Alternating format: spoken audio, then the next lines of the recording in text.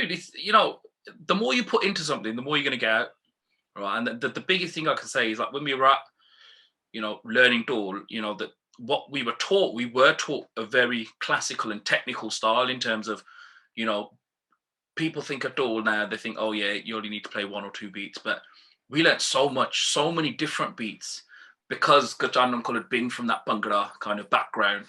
We learned all those Bhangra beats, and you know, and the sort of the foundation and the platform we had to build on. The biggest thing he gave us was that foundation, understanding of, you know, and at that time for us it was a basic understanding of rhythm, but you know, it's just your passion.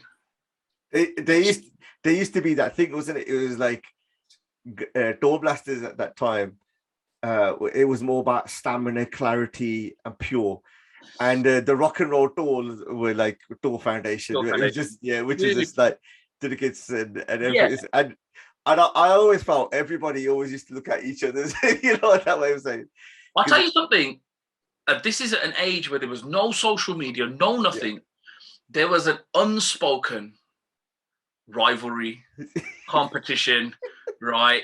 You know, and I don't know if I should say this, but yeah, it started from the top and it worked its way down. So we were all like, you know, someone used to come back and say, oh, now we seen this next door group, right? Now they did this, but now, you know, ours is better. Like, but it was healthy, you know what I mean? They used to train at Samson's. So yes.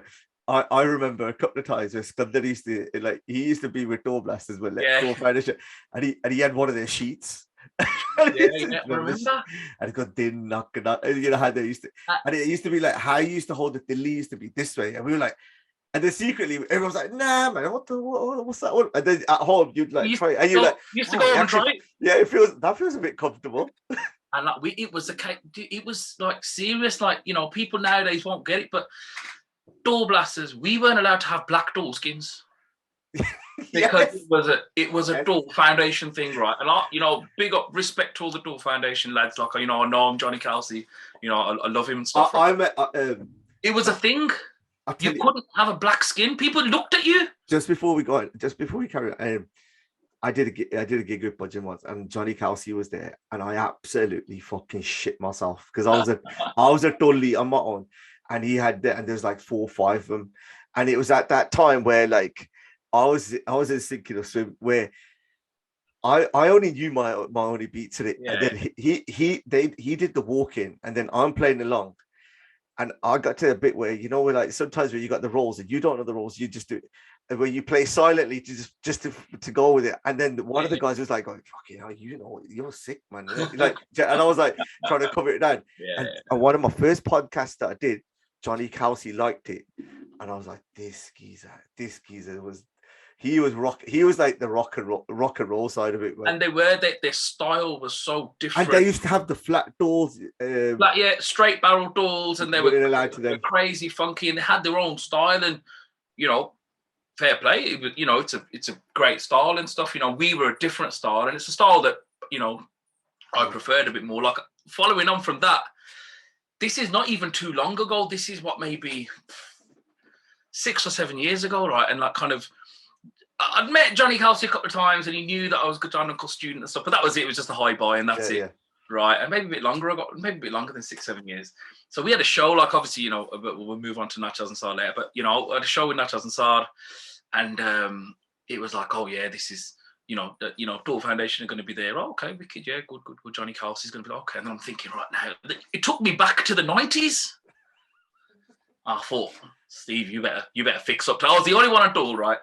I thought, Stephen, you better fix up today, right? You need to go there and, you know, not prove a point, but just go there, and you're representing Dhol blasters in it, and you know, I knew a lot of the Dhol players there and stuff, and so they're like, look, man, and it's always a thing when you're on stage and you got Dhol players watching, you want to play to the best of your ability, like even more than normal. You want to give it a little bit, right? Just, you know, just personal pride, basically. So I went there, and you know, they've done this massive walk-in. There was about 30 odd Dhol players, man, 30 Dhol players.